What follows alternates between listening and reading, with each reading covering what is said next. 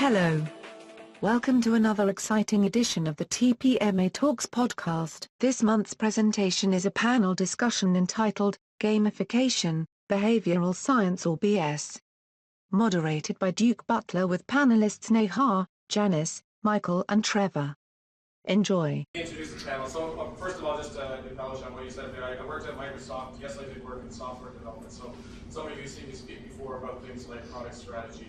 Right now, actually, Neeharika and I are working at the same place, RBC Capital Markets, and what we're doing there is building a trading platform. So it's very software-centric, so just so you know. So let's start with the introduction. So Neeharika, Tummala, right, and is at RBC Capital Markets and as a project manager in the trading platform development program that we're putting in called ISIS. Neeharika and I have also spoken about her company, which is a startup, which is Prepaholic. Prepaholic is in the education space, which will belch on as we get into the gamification topic a little bit more. And I think another thing to mention is, which I think Neeharika should be proud of, is she went to U of T in engineering, so it's a great start to her career already. Thank you, Neeharika, for coming. Janice Diner. So Janice is the CEO of Horizon Studios. I want to make sure I get the name of the company right.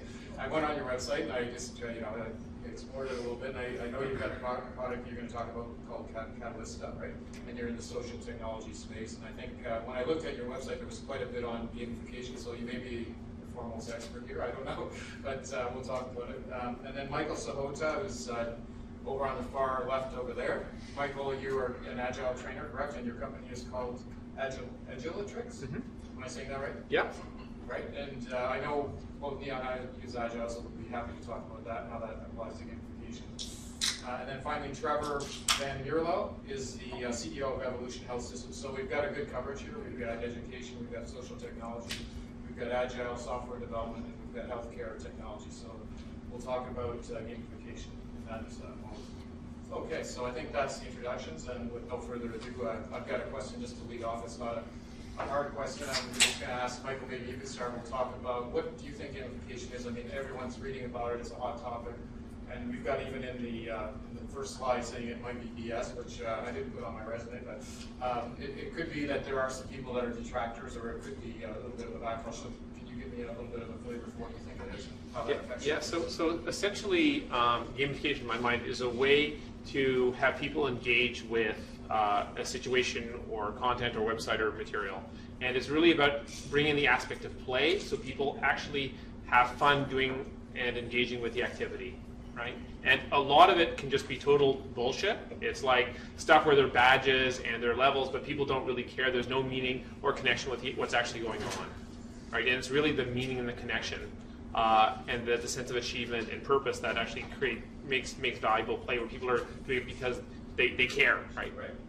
No, I think you were going to show a few slides, correct? Yeah. Okay. So it's a bit of a non sequitur, but we're just going to do a few slides on, and then we'll get into the okay. Sorry, I wasn't clear whether you wanted to do questions. Yeah, I think we'll do it right in front to get that out. All right. This is a great TED Talk if you're interested in the subject. So I want to talk about why does gamification work? What are the elements of it?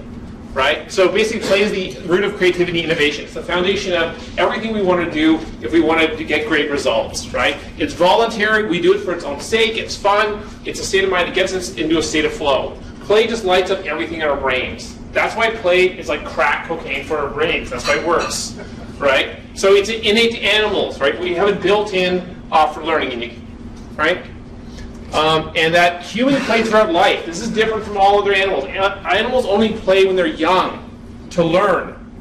People play throughout life. And that's what makes gamification work when it's done well, when it actually engages our sense of play. Right? So depression is the opposite of play, not work. Right? Turns work and play go hand in hand, right? And the challenge is that a lot of our lives we're not actually having a chance to play the way we did when we were kids, and this is a bad thing. If we want to get great results, we need to go play. We need play to solve big challenges. There's an infographic that kind of covers everything here. So why games? Well, games lead to play, and play leads to flow, right? So there's this book by this gentleman with an unpronounceable name for me, and essentially this is what we're trying to get to. We're trying to get people into a state of flow where if you played a video game, and it could be Tetris, it could be anything where you're just addicted and time goes by, That's what we're trying to accomplish at work. That's what we're trying to accomplish when we use gamification to engage with our customers, engage with their staff, engage with their students. That's what we're trying to do, that high level of engagement. That's the purpose. So it's bullshit when we don't get there. It's bullshit when it's just stupid badges and it doesn't help us. So I just want to give you the physics behind games and play and flow. So I want to talk a little bit about actually using games. There's games and can be used for a couple things. Play we can use for learning to help people learn stuff. We can use play for getting work done. We can use gamification, which is actually making work, regular work, more like play. Right? So sort of camouflaging work. And then there's also building play skills. So I want to talk about a few ways of games and gamification. One is innovation games, which is for fast, actionable market research. It's either for generating ideas, prioritizing ideas, or understanding how people use your product. This is like really great stuff for product managers. If you wanted the lean startup frame on it, it's thinking about who's my customer, what is their problem, what solution do they need, what is the minimum viable product. These are games that are either in person, online, and this is an example of gamification to engage with your customers. I'm going to skip this slide. Another model is strategic play with Lego. So here's an example of a workshop. And they say it's a challenging environment. They're trying to get stuff done, but there's all these forces arrayed against the team, like a dragon, and things are going to chop them up, and something coming after them with a weapon. So this is an example of using Lego to get play, to get deep levels of engagement, to get great results. Right? So this is another example of a way to gamify our environments. Right? This was from an SV product. Here's another example. This person's about to jump off this. Their environment's so treacherous and bad. It can be used to build a shared vision or model of what an organization wants. And the whole point of this is that gamification is a means to an end. The end that we're trying to accomplish is engagement. And to the extent that we get engagement and people into a state of flow where they actually feel like they're fully engaged, we're successful. Great, thanks. So I think, Trevor, you put it succinctly, so I think it's about engagement. Trevor, do you have a different take, or is this, I guess, do you agree with this kind of approach? Yeah, I come at it more from a healthcare perspective, though. So gamification in healthcare is a really hot topic right now, especially if you're working in a digital healthcare space. So the big problem that healthcare has had, and this is insurance companies getting people to comply with treatment programs, drug companies getting people to adhere to drug treatment processes, and also public health. The big problem is that they have behavioral interventions. So that we know that they work. These are programs that are designed to get you to, say, quit smoking. You can go down to the clinic at the Center for Addiction and Mental Health, and this program will actually, if you follow it, successfully enable you to quit smoking. The problem is, you have to get into your car, you have to go down there once a week.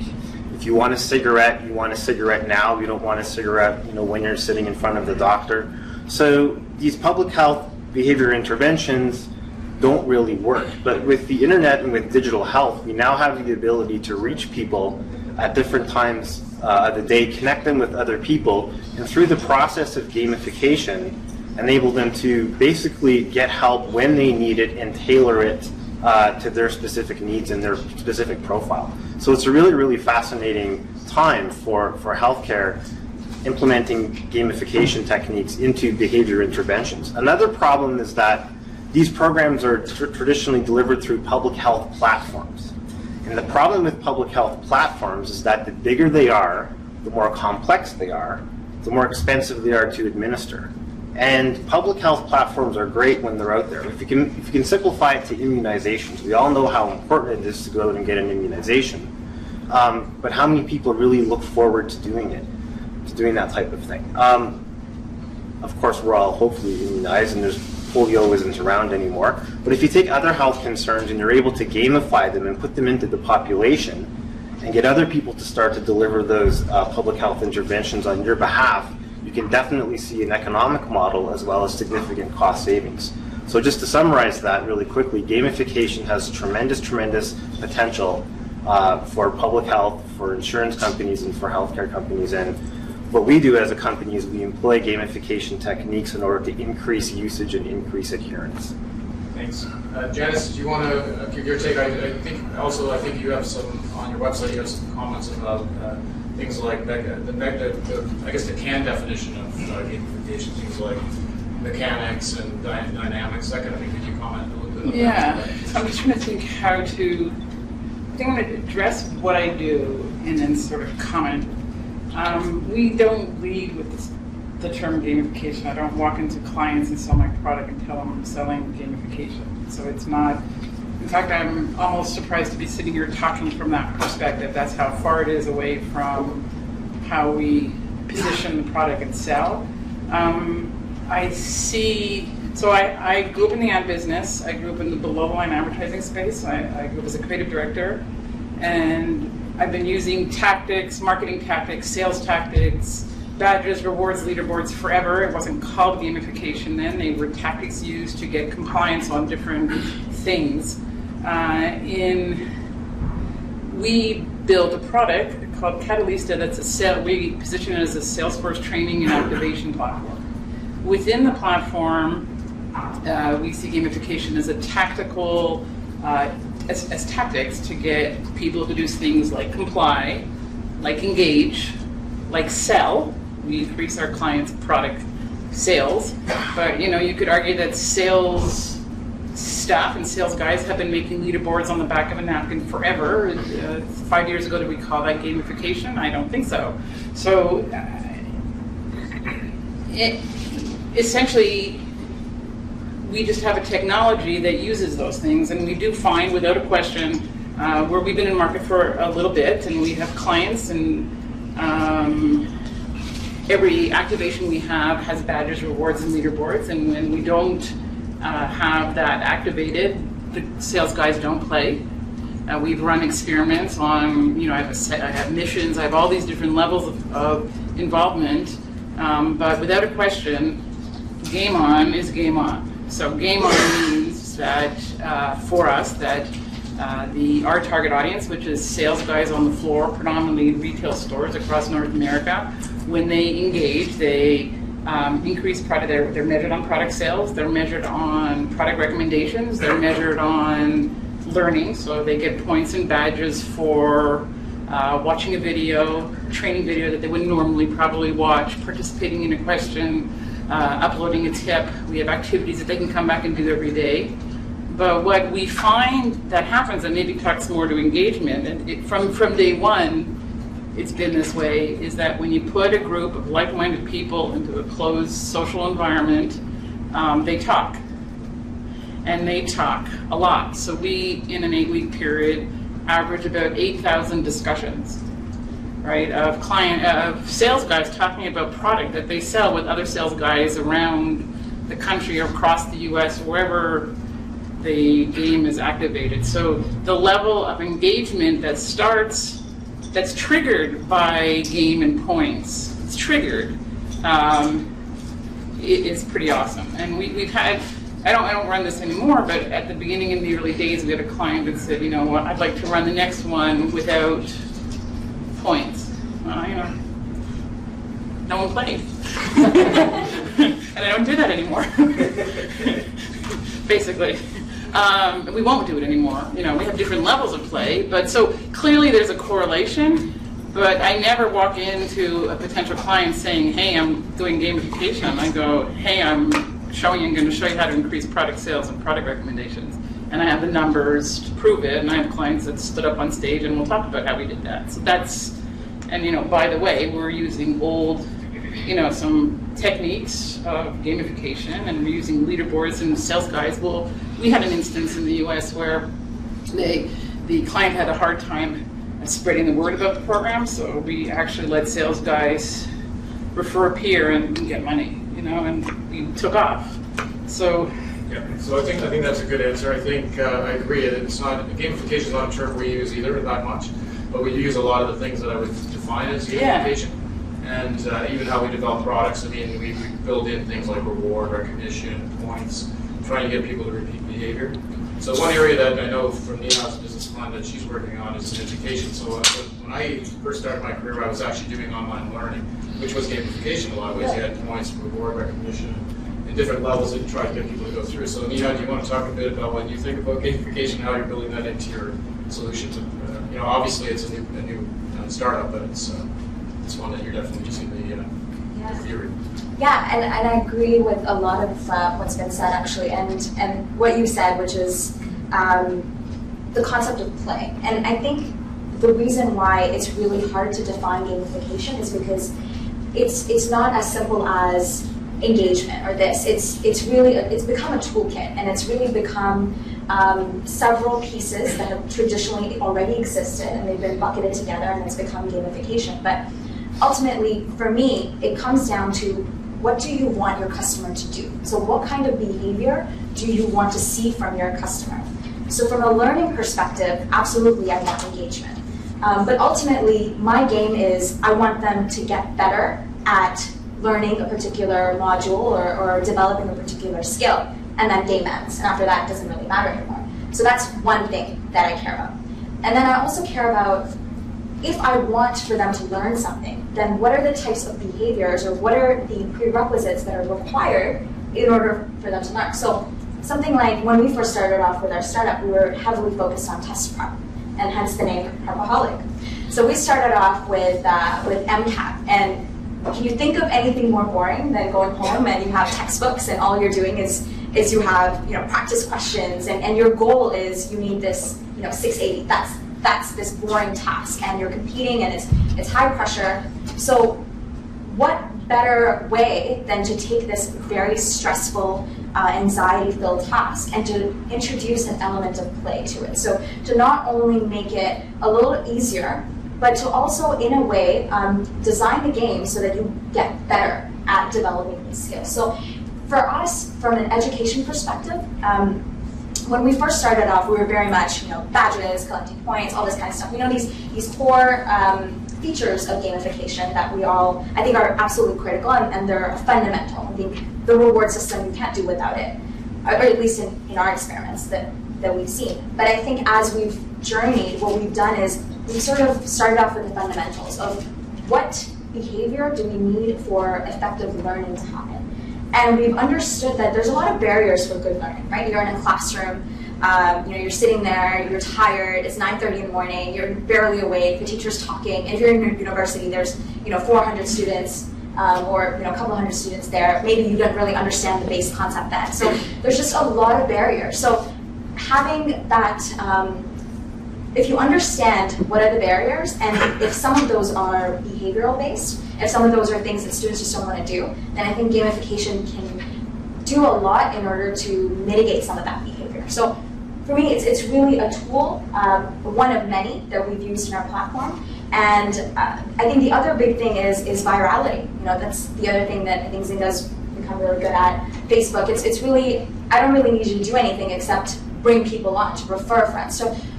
So again, it depends on what do you want your site to do, and how you design around that. There's a bunch of tools, and the psychology flow is a huge aspect. I think it's probably one of the most defining characteristics of our business model. So let me tell you a little bit more about Prepaholic. So now, this version of Prepaholic, because we've pivoted a few times, is we're essentially an online learning platform. And what we want to do is extend the platform beyond the classroom. So we want to provide students with the access to teachers beyond the classroom. So when you're at home and it's 9:30 at night and you're struggling with a problem and you don't understand what's going on, and you're like, darn, I wish I could ask my teacher, we're there. We want to be Prepaholic right there. And we do this in a number of different ways. So we have tutorials, we have practice-based problem solving, we have video solutions, we have all of the the critical things for learning. But how we deliver it is where we engage gamification, we engage play, and we engage a lot of these different things. So. Okay, thanks. That's a good answer for the first question. I think everyone's got some gamification built into their product strategy. So I'd like to take it in a bit of a different direction, since we're a group of product managers. So Michael, I'm going to ask you a question about Agile. So we're fans of Agile. We're just starting to adopt it at RBC Capital Markets, but I'm interested in how you would build gamification, and if you would build it into the Agile process. Are you teaching it, or are you planning it? So Agile itself is gamification of software delivery reality, right? Like, think about the basics. A team has a shared vision of, okay, we want to get this release out, we want to build something. It's a game to have everyone cooperate towards getting that successfully accomplished. So that's the first level of game. And then there are micro games. Their micro games are, well, we're having an iteration of 2 weeks or something like that. Well, our goal as a team is to get the highest velocity, because that's our score. right? That's our scores, our velocity number of how many points worth of stuff we got done. Oh, and we lose points if we don't finish our stories, because that's a bad thing, right? Because that means we're saying we'll get stuff done and we don't actually do it. So that's the gamification element. That's the kind of where the peer pressure, and that's at the 2-week level. On the daily level, the game is like, well, yesterday I told my peers, my buddies, I was going to get this done, and I got to stand up in 24 hours and say, well, did I get it done or not? And I got to make a commitment what I'm going to get done the next day. So that's the gamification at like the release level, at the iteration level, at the daily level. So Agile itself has embedded a very powerful, sort of peer-based constructs for making it a game. So do you think, because if you look at that Gartner adoption curve, they figure that gamification is at the top of the hype curve. Do you think that's true? Is that going to affect software development overall in the industry, do you think? I wouldn't say that. Yeah, okay. No, I'd say already Agile's kind of considered best of breed, sadly, and there's a lot of really bad Agile going on at companies and a lot of people missing the mark because they're getting Agile practices and not really getting the Agile mindset, which is really how people get into a really high productivity state. All right, thanks. Troy, a question for Trevor. So on the healthcare front, because I had in my consulting days been in and out of healthcare, it's changed a lot. There's a lot more technology at play. Is there a strategy for gamification that we could take with product development and go to market, or is this something that's just pie in the sky BS, or whatever you want to call it in that direction? The problem with healthcare technology is that technology moves much faster than healthcare. And before you can deliver anything in healthcare, you should go through a randomized controlled trial, okay, which first begins with a grant and then an experiment and random arms and then data collection and publishing. So it's I think when you get to the heart of what we can do with gamification is remember that it's all about incentives and motivation. And whether you bring that into the workplace also, you were just talking about incentives and motivation. And I think that gamification is very important, but it is a little bit hyped because I don't think it works for everybody. So if you take a look at Facebook, for example, whenever I log on to my Facebook page, the same people are always posting. They're always telling me about the great latte they had at Starbucks. Why do I care about this? I don't think I really do, but I'm there reading it, so there must be a purpose for me going there. Why do they think that I care about this? And what's going on is this gamification element of status, and it's not so much the badges or the points, but there are intrinsic relationships that are going on here that are very, very complex. So when implementing gamification into your product or into your product strategy, and I don't know that much about your field of work other than what I did in my MBA, but be very cautious about who's going to use it, how long they're going to use it for, and what they're getting out of it. That would be my take on it. And that's more of the science side also. A related question, because Janice, you talked about you are already using gamification, so I won't ask you the question I was going to ask, which is, are you planning on using it? But okay, talk about your methodology. Talk a bit about how can we use this as product managers in your product roadmap. Is it going to add to innovation? Is it going to be disruptive in any way? Is it going to monetize any of this? It sounds like you are, but it's a lot. So we're doing all of that. Yeah. Right. We're putting sales training materials in the hands of the sales staff in the store. So when you read about the path to purchase of the consumer and retail, we're right in there on the last 3 feet, right? So as a marketer, the last 3 feet is typically thought of as the consumer moment at that moment of truth.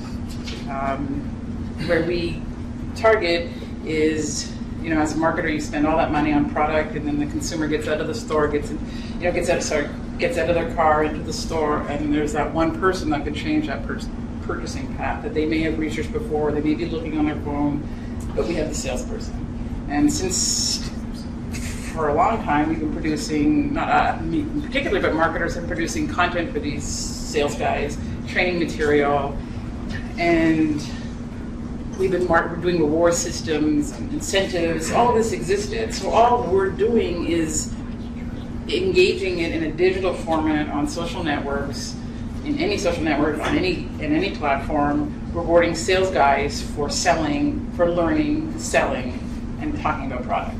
So Everyone's using the term gamification. It's rewards and incentives that sales guys, from a behavioral standpoint, respond to.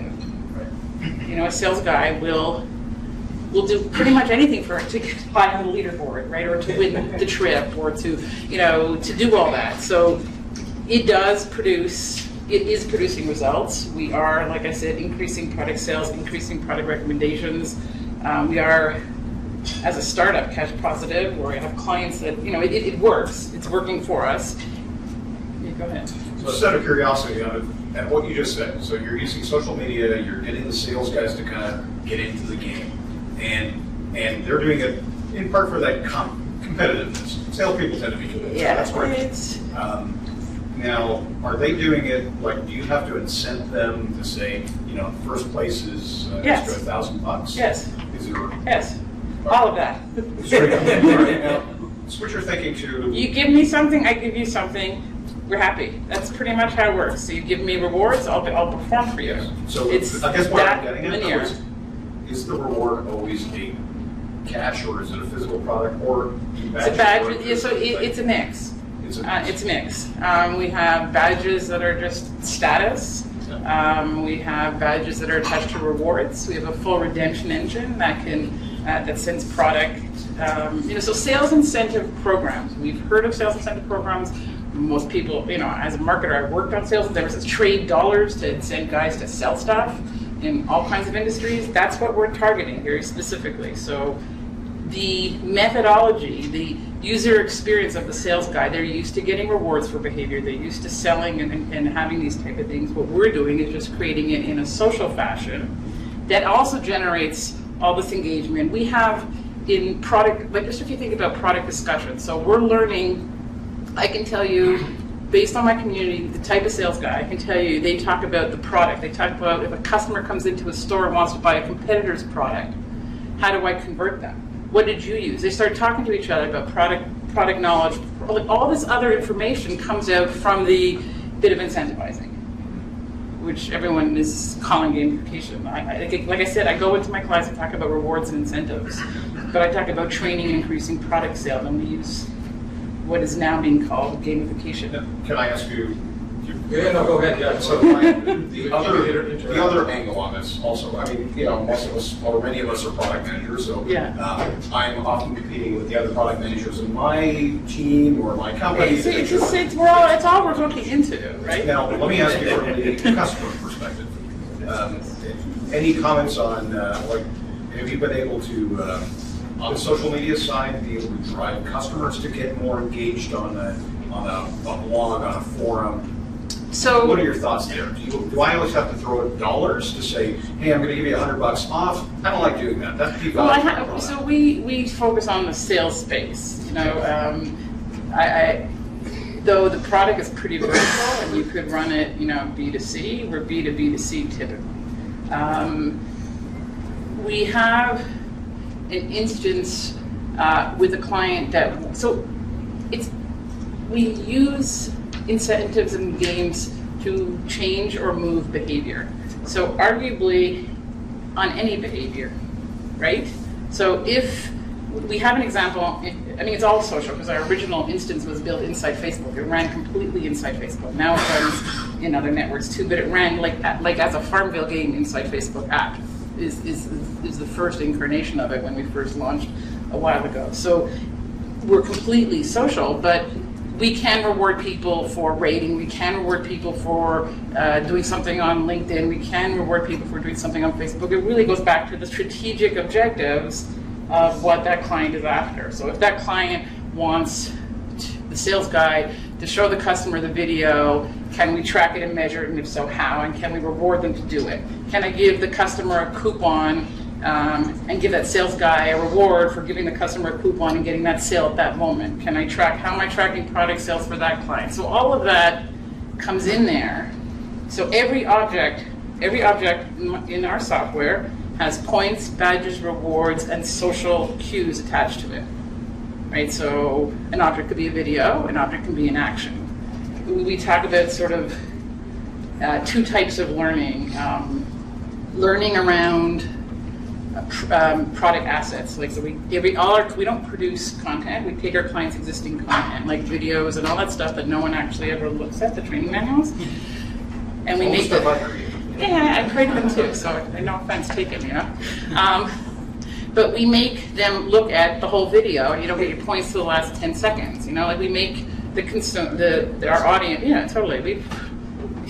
Well, we know they cheat. We sort of, you know, cover most of the cheating holes over time. But so we make them do that. But then the second kind of learning that we see is experiential. And experiential can be defined as doing a behavior, or by touching it, you're learning. So we reward customers in most instances for uploading tips. In some cases, upload 3 tips a day, maximum 3, and you get X amount of points per tip. So we get them coming back every day. By uploading a tip, you're actually involved in the learning as opposed to just watching the video and forgetting it, right? So another example is discussion. We can do as much discussion as you want on the internal discussion boards, but you're rewarded X amount per day for behavior. So, but when they could just say one word when they're rewarded on discussions, but instead they get really into talking about product.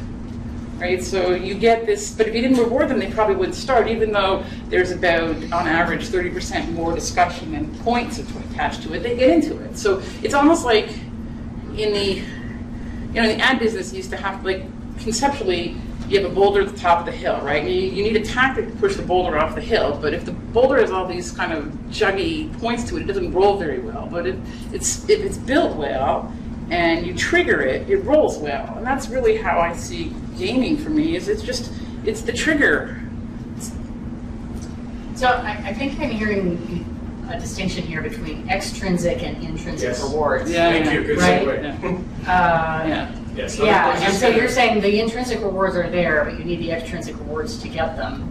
So I was just going to use that exactly to segue to the next question for Neha, because I think a lot of what you talked about, rewards and recognition, that's been around for a long time, true, but not gamification necessarily, but there's the intrinsic and extrinsic. I'm not sure I understand the difference between No, that I do, but why one's gamification and one's not. It's just gamification is just a word to wrap around a bunch of activities. I think if you look at the theory, though, I think some of it does talk about the intrinsic dynamics of gamification. So that's what I was going to ask Neha here, is like, you know, how can we use analytics, like people that actually play a gaming interface of some sort, and collect the information and the interaction and how they learn and build that into a product, for example. Could you comment on that? Sure. So I think the big difference is we actually want to use gamification to engage students. So they're our primary customers. And one of the things that we have to understand is if it's a game, and games can be poorly designed, how do we tune into their brains so that they not only learn, but they continue to come back and they learn in a way that we want them to. So, for example, the concept of flow, and I'll briefly talk about this.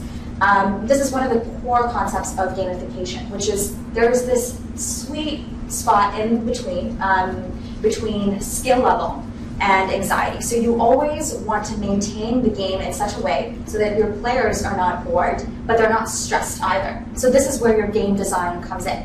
And how do you do that? It's essentially a series of experimentation. It has to be very data heavy. You're trying to understand, you're constantly trying to build that flow, that diagram that allows you to play with or design the experience for your students. So the student is sitting there and they're working on a problem and they're working on this game, and if it's way too hard, they'll give up. But at the same time, if the consecutive challenges are too easy and they're like, okay, this is easy, mastering this, they're going to leave as well. So how do you design a game that not only keeps them in your platform for long enough so that you can accomplish the goal that you set up for them, but also from a skill development perspective that allows them to climb that ladder. So you have to, the rewards are obviously there, and the badges and all of that are obviously there.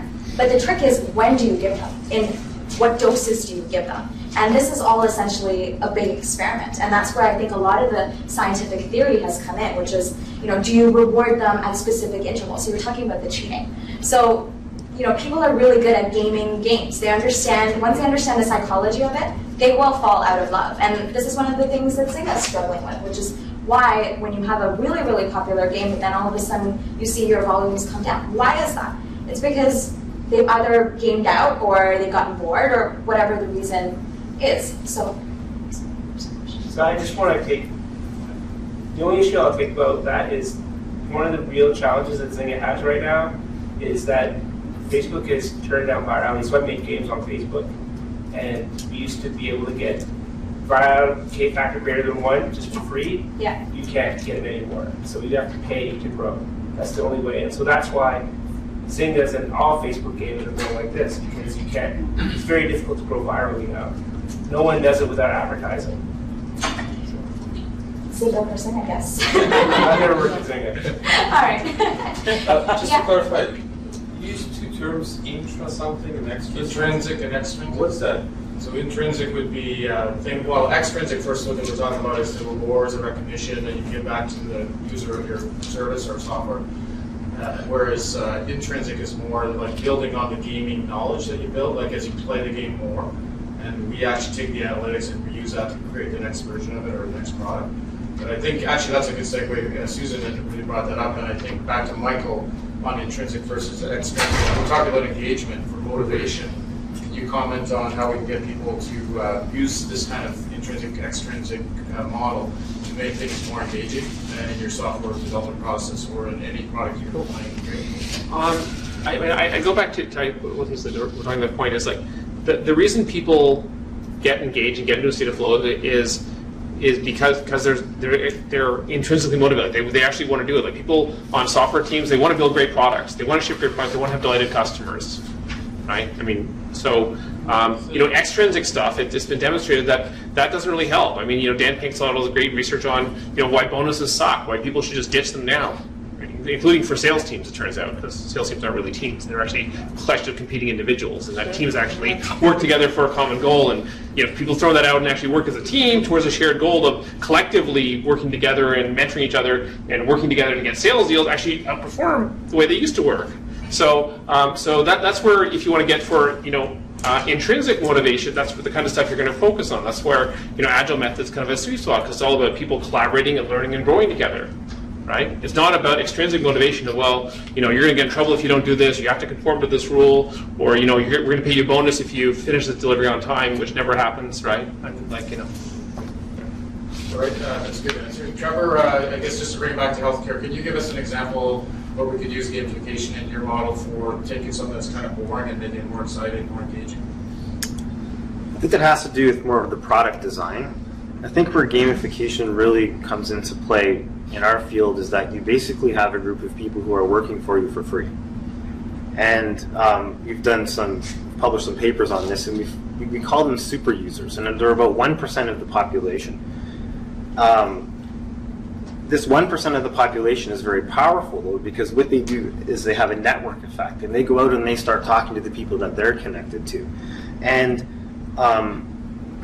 although the people that they connect to aren't really coming to your program or to your service or contributing based on gamification gamification attributes, engaging these super users really and making this network effect happen really has a profound effect on growth and use or opinion or whatever you're using to generate. I'm not sure what your business model will be, but if you take a look at Yelp, for example, or Travelocity. Whenever we go on a trip now, we go to Travelocity and we pay attention to these people who we don't know, but have these profiles where they've done X number of reviews, they have X number of likes or stars or profiles, and we end up making an economic decision, whether we go to this restaurant, whether we go to this hotel, whether we use this airline, based on their opinion. So what we do is we utilize gamification to attract the 1%, the super users, to get them to push out a message that's actually from us,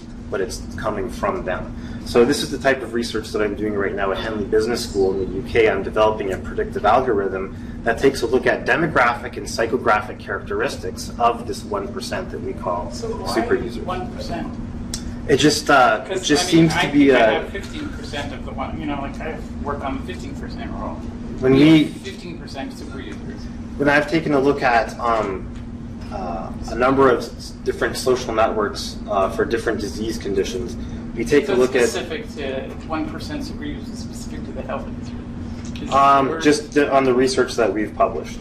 So we have different online social networks, and 1% of the people who register, as far as posts and outworking users messages, are defined by what? the super user accounts for about 80% of the activity on the site that's going out and reaching other people. So So if I'm at 15%, I'm doing really well. If 80% of my people are 50% of my audience. yeah, and then the research is open. You might want to take, you might. Just so maybe it's a good selling tip. I mean, I'm just talking about the data. Yeah, about what we're I know. able to publish. I never talk to my clients about 1% because I get 15% of really what they would define as really active users by virtue of what they are selling and their behavior. And I'm only in the healthcare space. And I'm talking about people who are dealing with things like treatment adherence and drug questions. And if it's the middle of the night and you're having some type of medical problem, you go and you reach out to someone else and you get a response. And that 1% is how much viral influence? I'm sorry? How much influence does that 1% have? So if our entire population, if everybody who registers for the program is 100%, about 30 to 40% only make one post in the support group. Everyone else just lurks and reads. Yeah. 1% of the entire population are the most active users. And Defined active.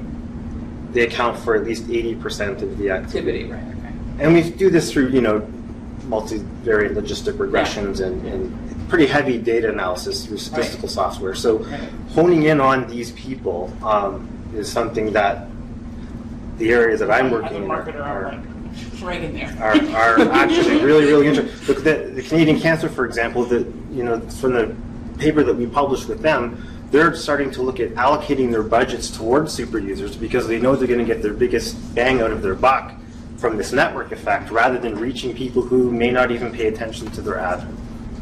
Someone has a question. Yes. Just to drill down on that, so essentially what you're studying is user groups who have disease conditions, so maybe a particular cancer, and then there'll be a support group where they can interact. It's probably more general than that. Depression, panic disorders, or some other smoking condition. cession, Okay, and you'll get problem drinking. 1 out of 100 people posting 80% of whatever's posted on the site. Yeah, and reaching out through private messaging to other people and re-engaging them in the program. So you can imagine the public health impact that these. That's actually 1% or less than 1%. Yeah. Structurally, rather than just throwing that out, I think more valuable is looking at why that is. So, for example, she mentions that 15% in her space, which obviously is completely different. But it may be that for the other people, there's no incentive. You throw things out, but so what? It feels like recycled content, or there's no either intrinsic, I feel better, no more from what I get in a response. I think healthcare is a bit of a tougher space because if you have a problem with drinking, you can't go in and just buy a product and all of a sudden you're better, or if you're depressed, you can't go in and just work within a website and all of a sudden you're feeling great, or if you have panic disorder, you can't take a quick course and all of a sudden you don't have anxiety anymore. Our programs are free. We're a B2B company. So we will host the program on behalf of, again, a pharma company or insurance company or Smokers Helpline. That's all of our product. I think it speaks to the motivation. I think the next step is to drill down and say, well, what do people get out of this?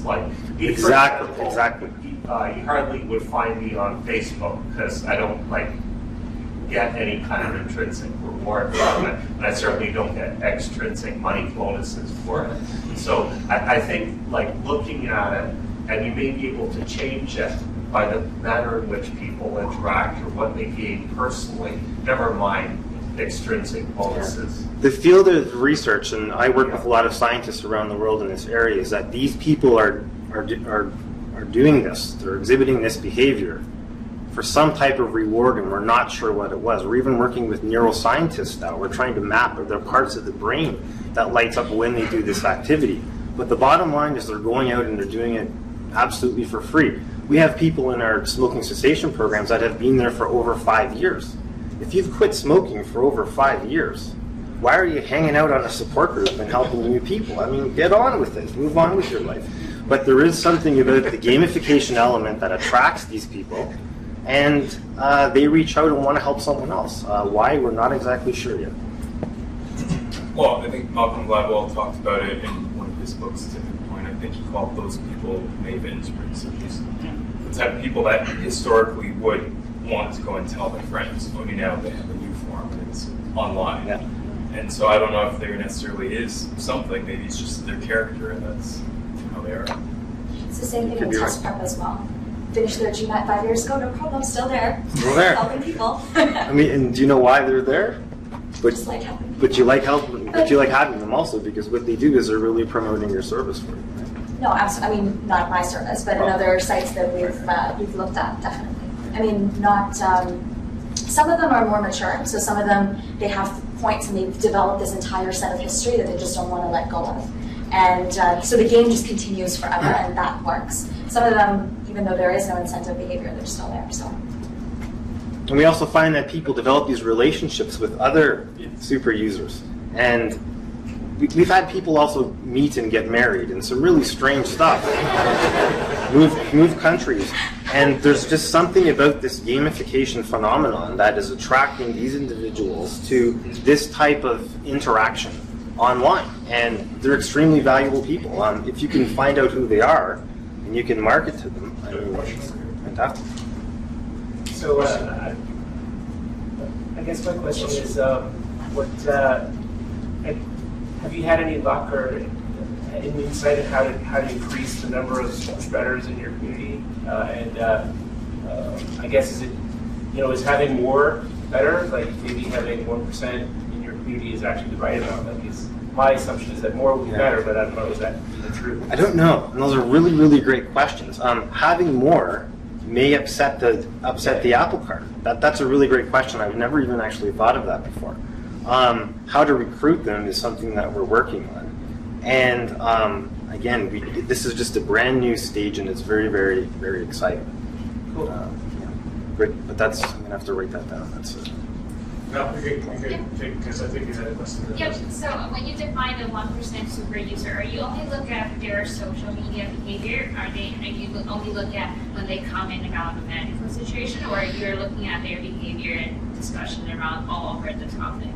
Yeah, the mathematical model will change, but right now we're only looking at the number of interactions. Well, we have three types of super users.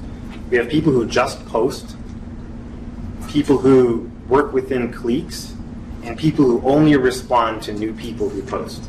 So we've been able to define the super user within those three parameters. What we're now doing is we're taking other data such as program usage and trying to attach that to see if there's any type of predictive stuff there. But this is a very, very brand new area. So again, great questions. And who knows?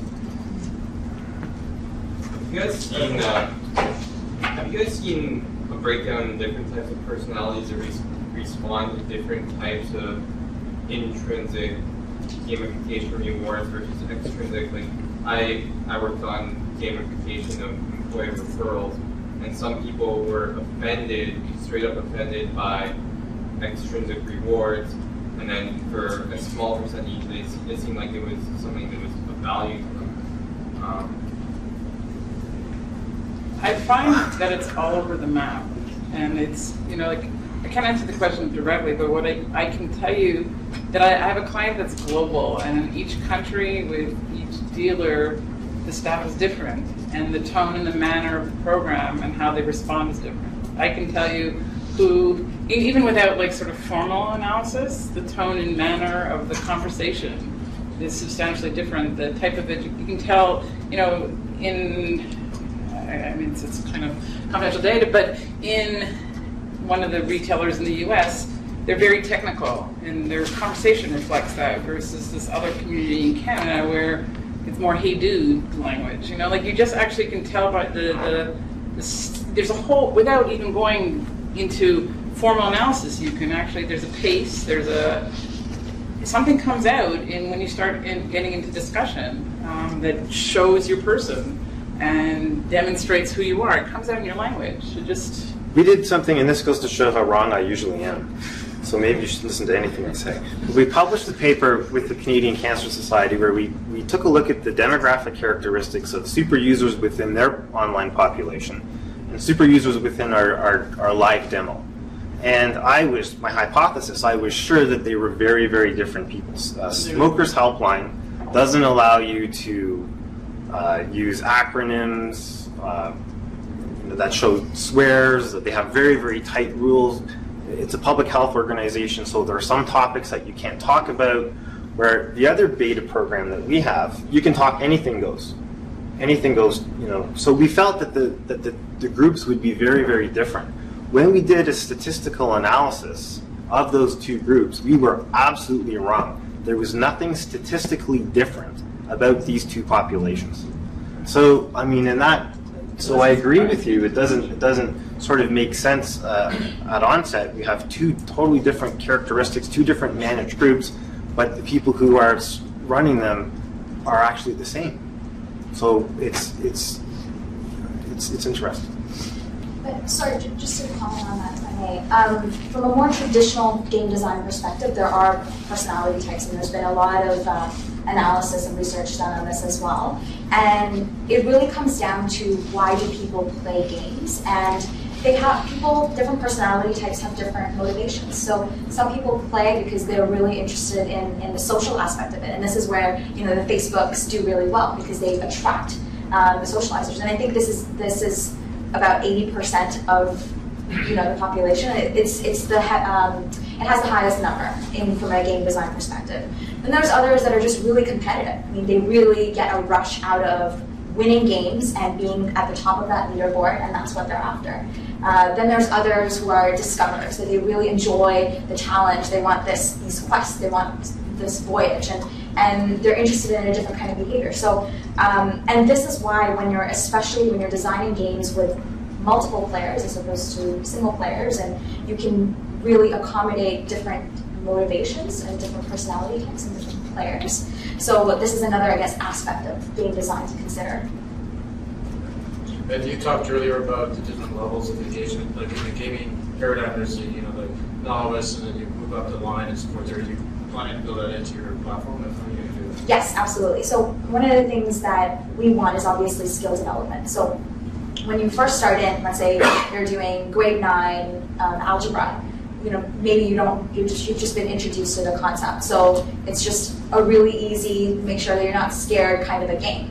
But eventually, as you move up the flow ladder, and what we do is we throw practice questions at you. And we want students to demonstrate proficiency by saying that, or by proving to us that once you get a certain number of questions in a row correctly, that you've demonstrated proficiency in a particular concept, and then you can move up. And you also enhance this by motivating them after coming to a particular level. So you complete a few levels in particular chapters. Say you've done fractions, algebra, geometry, and within algebra, you've mastered level 1. Okay, great, here's a badge. Maybe here's a couple of points. Well, here's the next challenge. And we're basically building in that enthusiasm for them to say, okay, challenge 2, all right, I'm ready. And this is where you build in personas as well. So to have that online persona, you can customize your character. I'm a female, and this is my name, and this is how many points I've accumulated so far, and guess what I'm talking about, and my friends know who I am, and I've done so many challenges. So this is the kind of game that we want to develop in our platform. What do you think about ignorance? I came across a pretty big number of people that just turn out they earn some points, some badges, to say, yeah, I'm using a product for an X reason, and on the way I'm also earning some points, some badges, which I don't really care, maybe the correct word. And so probably product marketers or managers build up all of this, but people ignore it and use it for different reasons. Yeah, so I think. How do you know what is a genuinely valuable reward system or leaderboard versus not valuable? So 2 things. One is it doesn't work if you don't have a critical mass on your site. So if you only have 10 people and you have badges, then no one cares. Basically one of the critical. What do you define as a critical mass? Yeah. I don't know that we had an instance live over the summer with 60 sales representatives, and it was one of the rockiest communities I've ever seen. And you would have asked me beforehand, if I was iffy on whether that was a good one to run with that few people, because most of us are larger. So I can't equivocally say what the number is. I think if it worked with 60 people, then great. But the ignorance piece, which is that badge has to have value, right? And you need to design it in such a way that earning that badge is associated with a particular status. Because again, coming back to the psychology, people like status, and that's why you have air miles and you have all this kind of stuff. You have your gold card and your platinum card. That's also technically correct. It's tangible. Like air miles are tangible. Status is intangible. You can completely ignore it. It's just a reflection of your status, right? So the card that you have is indirectly a reflection of your status. So what does it mean when you have a gold card?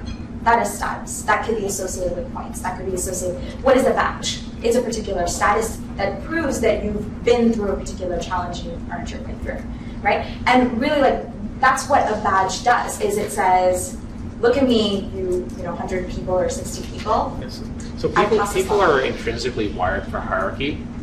And everyone, when you were meeting here in the half an hour before we started, everyone was evaluating each other and saying, well, how do I fit? Am I higher than them? Am I at the same level as them, or I lower them, right? And this is what's going on. We're wired for it, right? And we're always looking for social cues for where people are in status, right? I mean, it showed up earlier where Charles jumped in before anyone was invited to ask questions because he's the president, right? He can do that, right? So like, right? So he's actually just so right.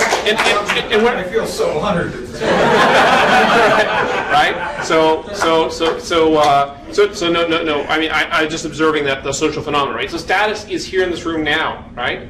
And when it's online, it's true. I mean, if you're looking at your status badge and it says newbie, and you got 1 star beside it, and the other people have like more stars, you're gonna be like, oh, like it's gonna hit you at your sense of self-worth. And most of us are not in a really great place with self-worth unless we've been doing meditation for the last 10 years or something like that, right? We're gonna feel it, right? And we're gonna go, oh, that doesn't feel so good, right? And we're gonna have some motivation, right, to do something about it. So should is it better to focus on the engaged people that actually value those rewards, or everyone? No, I think it's for everyone. When you design your platform, whatever mechanics you have should be applicable to everyone. But hopefully you have mechanics baked in that appeal to different types of people. But I think there may be a link between gamification usage and narcissism. I mean, I honestly believe that. These people have real status, real friends. Who knows if they are who they say who they are? I know that if you're working in a real sales environment with real people, that's quite different. I'm talking about a purely virtual world. Yeah, but for your point, like who cares, right? Who cares? Yeah, who cares, right? If they're serving their life mission and getting value from adding value to people they don't even know all over the world and doing good, that's exactly what we want. I mean, those are great people. And they're messengers. They'll go out and they'll speak for you on your behalf. So one of the things I'm picking up is that gamification obviously is a very broad term. We talk a lot about that. It's all about engagement, which is really the core of product management or marketing. Talk to me about some of the negative things. What about the 20%? What about the people who we can't get engaged? Janice, you said you talked about salespeople. I'm sure you've run across situations where salespeople don't want to get engaged. Well, how do you look at those people? What kind of tools and things would you guys offer? So we've been focusing a lot lately on the. Remember, it's sales numbers that, we're tied to product sales. Sure. Very, very sort of as tight as we can possibly prove out product sales means I get more business, right? So from a strictly commerce perspective, we actually know with most of our clients what the cost per game, per sale, per user. We know how much sales we've increased in a given, as close as we can get, depending on the numbers we can actually define, but we're very much tied to, so if my top badge is legend and my wingman badge is my, let's say, badge underneath, what do I have to do to get my wingmans up to my legends? So we're constantly fine-tuning. It's agile. I'm moving all the time depending on the client, the situation, and the atmosphere. But if I can just move, imagine getting that, in some cases, getting that 1% increase from that middle group means an extreme amount of increase in volume of sales. So it depends on what the math is around it. But we're always, obviously, trying to move it up, right? Like again, it's a tactic for me. It's not it's a means to an end. It's tied to user behavior. It's tied completely. I'm a builder. I mean, I'm into, you know, as close to UX as I could possibly be. I'm tied to, you know, I'm very, very tied to what consumers do in real life, and how do I translate that behavior into digital, and how do I build around that, right? Which is why I keep going back to, these are behaviors that my audience has done before, and these are tools, like they understand. If I don't have to teach them what they're doing, I get adoption faster. So we spend a lot of time on the analysis and add things and try things. I've been very grateful. I've had clients that go, well, you know, like that one I told you about, increased refer a friend. We've done things like, for a few weeks, we'll do sell 3 this week and get an extra bonus. You know, we try things all the time. Some work, some don't. Some work with some audience, some work with others. And you just sort of, it becomes the collective knowledge of the product and the company. And it's not just the code. It's my account people that talk to my client. It's sort of everywhere. It just sort of weaves into everything, right? I think the hole in the data is that we don't know who disengages. We can measure who engages because the data is there, but we don't know who look at this and then run away. And I don't know how we're actually able to collect. Well, we do, because you have to actually, well, I'm in a strictly online. So we know based on if they register and don't play. We don't know if they don't register, right? But we know how many who comes back, what they do. We know they're attached to an employee record. But I'm not sure if that means they disengage. I'm not sure if they don't come in through a different IP or through a different right. And we don't know exactly. We don't know exactly. We can't quantify viewing and learning if they don't track, right? Like we know what we track. What's not trackable is not trackable. So I can't. So a user can learn a ton by watching, but I don't know that for sure. We also have these people called tire kickers, though, right? You know when you buy a car and you kick the tire? Yeah. What's wrong with people coming in and just sort of checking things out and then going away?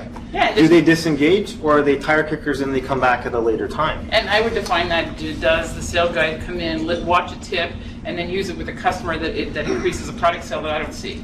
So my only response to your question is there's a lot of missing data that we don't have to measure disengagement or true disengagement. Quite a few questions back here. Yeah. I think just one, and then we'll go. Just a quick question. I'm wondering if anyone has tried to look at these questions from a Jungian perspective, or if you know anybody who is doing that.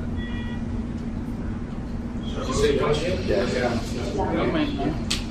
I don't know anyone who has.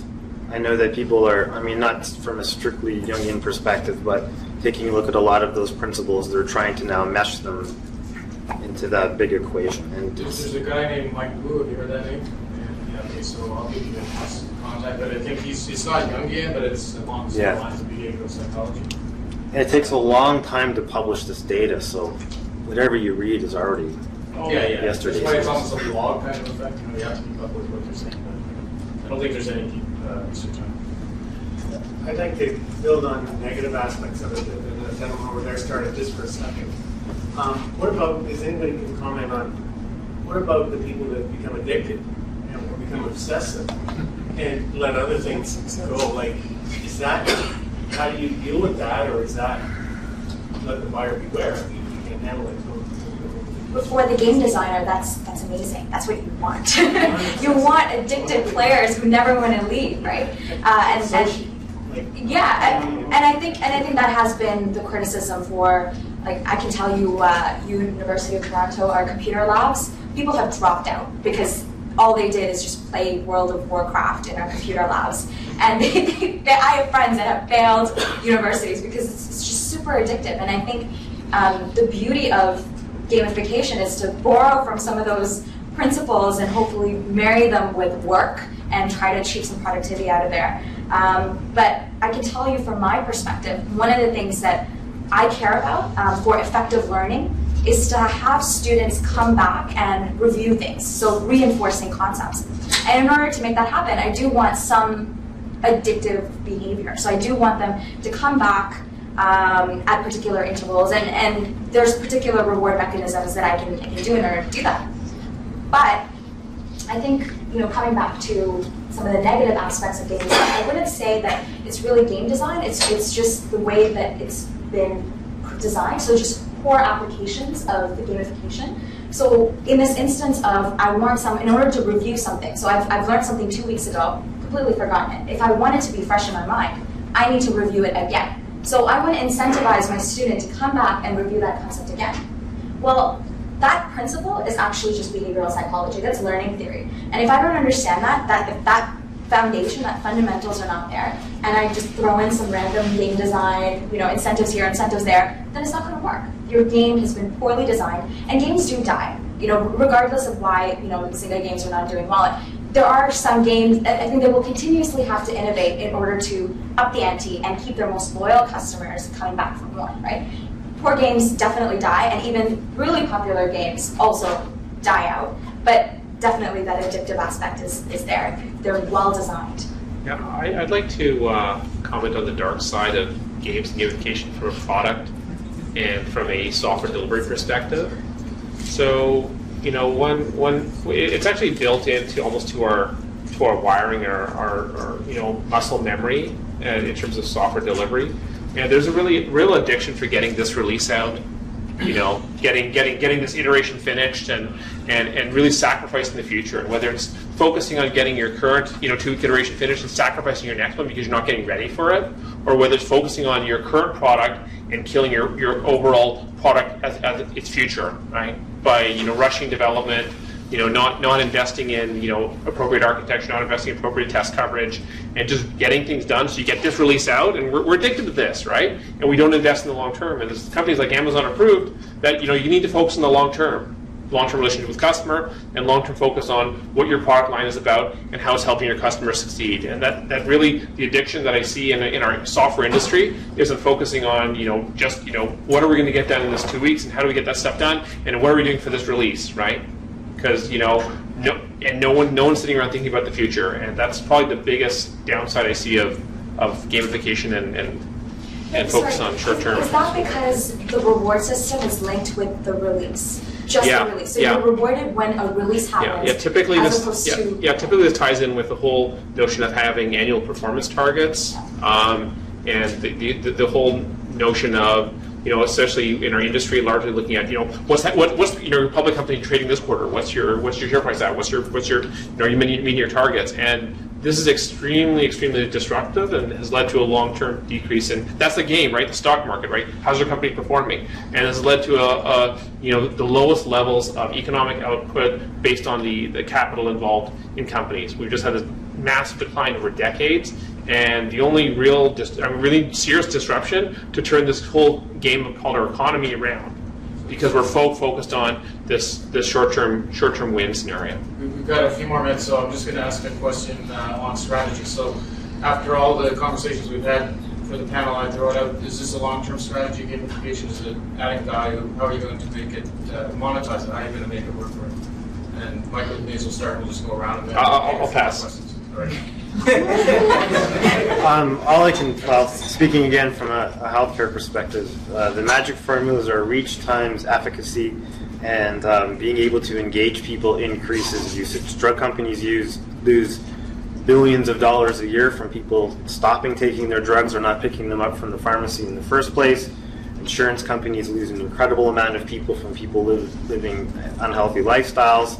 And a lot of our money through the public health system is wasted on campaigns that really don't reach anyone, and they don't have any type of a network effect. So in the field of healthcare, this concept at least will continue to grow and be very valuable to us, even as taxpayers. Janice, do you want to comment on long-term strategy for gamification, even if you want to call something different today? Well, I actually don't. I think gamification is a tool and a tactic, not as a strategy. Okay, that's without a question. Yeah. And the tools and the tactics we use to do what we set out to do is train and motivate sales teams can be labeled as gamificated tools. If they stop working, we'll do other things. I don't think I'm not married to delivering on my clients' objectives through the software. And gamification is just one of the methodologies we use, and really it's not strategy. So the bottom line is that something that just continue to use if it's doing what it's doing now? That's and it. evolving. Yeah, well, it'll So is that, probably. I think. I mean, we're talking about leaders' badge and rewards that have existed, so they maybe evolve into another type of format. But I don't see people's behavior.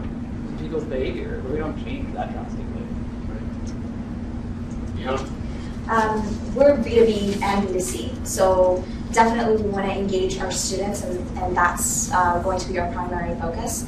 But one of the other things that we want to do from a long-term strategy and how we plan to continue to use gamification is flow, so investing heavily in collecting data and really optimizing our flow and making sure that we have that correct engagement pattern. We also want to look into developing, understanding the personas that we've talked about. So really, again, it's very data heavy. The third piece is virality. So really using some of these principles for bringing in more customers and growing your customer base. And yeah, so just continue to invest in gamification and bringing in that data. Actually, the last bit that I want to talk about is using gamification to understand your customer a bit more. So collecting data on your customer themselves so that you can understand the trends, the patterns that will hopefully lead to your next iteration of your game, and that will lead to continuous improvement and agile and all of that. So it sounds like it's a business strategy for you. I think so. I think so. A component of your strategy. Yeah, because I think we've spent a lot of time understanding the fundamentals of what learning is and what is required for learning. And now that we're more comfortable with that, we want to really use all the tools that we have to take it to the next level.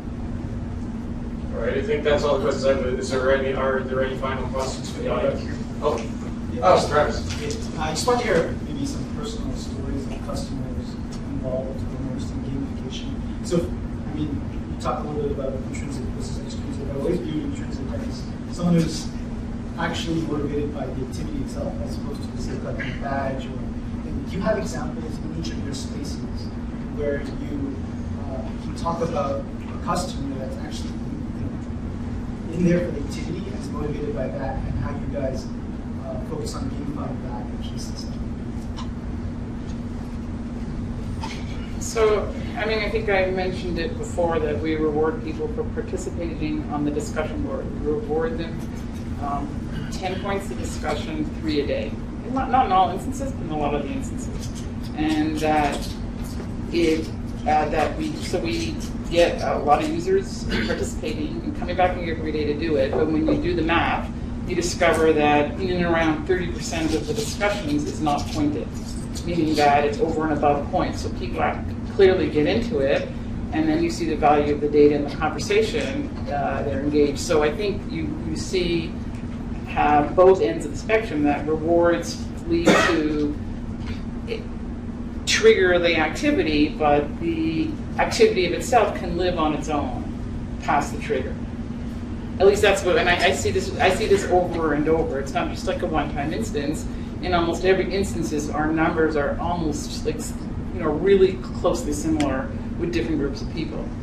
I'm not, I don't know if that's going to always stay that way, but that's what I'm seeing. There's definitely a common pattern in and around those numbers. We made a big mistake about 7 years ago where we changed the platform, changed the database, which required people to re-register. And this was just on our demo product. It's nothing, nobody made any money, nobody lost any money. It actually was just a cost center for us. This re-registering process kind of nullified the status that a lot of other people had collected through the gamification process of using the tool. It was a nightmare. It was an uproar. We had to go back and use the old platform. This stuff means so much to a certain amount of people that it can get them very, very upset to the point where they're coming to your office and knocking on your door. So, some people, this is important. Yeah, we see that too. We see if they're not getting a reward they're supposed to get, or their reward hasn't come in the mail, we'll hear about it on the discussion board. They'll make sure to tell us. It's sort of like the recent LinkedIn changes. Yeah, and what we do are they're supposed to be brief interventions. They're not supposed to last forever. But Nika, I think you have a question back to this will be the last question on the list. Okay, thanks. Thank you. I've heard a lot about how you good game design and information as well in your education program. Can you guys share any best practices when you developed, game which had a good game design that really brought that intrinsic information? How do you know if you're doing it for the first time? you have to test a lot. Okay. Just, But even if you start off, like, that you might want to do it, is that you want to engage them. should I take that? So one of the things that we did, and we did it wrong for the first time, which is we threw a lot of features in there, and then we just waited, and that didn't really work. So instead, I think introduce a feature at a time and test it out, and really get a lot of feedback, especially if you're attempting flow, then that's all data. It's literally statistical experiments. You can do ANOVAs on that stuff. So, and I think that's really the core of it. Badges, things like that, it has to feel like a game. So for our startup, we actually hired someone, a designer, who works in advertising, and she really got into the psychology of it. She's like, what do you want to accomplish? Like, what is this game? What are these people? Like, what kind of badge is it? What's a level 1, level 2? What do you want to call it? So it's not just the principles, and I think we've talked a lot about the science, but also the art of game design, which is what's the look, what's the feel. So that's another consideration. You have to really consider all of the aspects of game design and test heavily and have a group, and throw it out there. And the thing with startup, and I think lean startup is a big thing over here, which is don't be afraid to develop something and throw it out there and see what feedback you get. Hire well. When we started, our programs had a sort of yeah, just hire well. We had a tunnel design because that's based on best medical practices. You see a doctor walks you through a specific course of therapy. We moved now to a free flow matrix design where we allow people to go into the middle of the program and then decide where they want to go. When we've done that, we've seen a dramatic increase in usage. So design is extremely important in giving people perceived control over their experience, and the ability to generate badges and points or anything else at their own pace also seems to be working. And I have a publication on that. It is extremely boring, but if you're looking for something to help you in the field of weight loss, I can contact me and I'll send you the paper. Yeah, I add one more thing, which is actually find out what's going on for your users or customers, and actually understand what their drivers are and what their intrinsic motivators are, and like why are they there and what are they trying to accomplish. And gamification is just a way to help make it sticky so they can accomplish what they want to accomplish. I think that's it. Thank you. The TPMA would like to thank its sponsors: 280 Group, Macadamian, One Desk, Pragmatic Marketing, and Wild Apricot. Our podcast music is influenced by Probos. Available at indiefeed.com. Digital voices by iSpeech.org and neospeech.com. Thanks for listening. And don't forget to join us again next month for another exciting TPMA Talks podcast. Goodbye.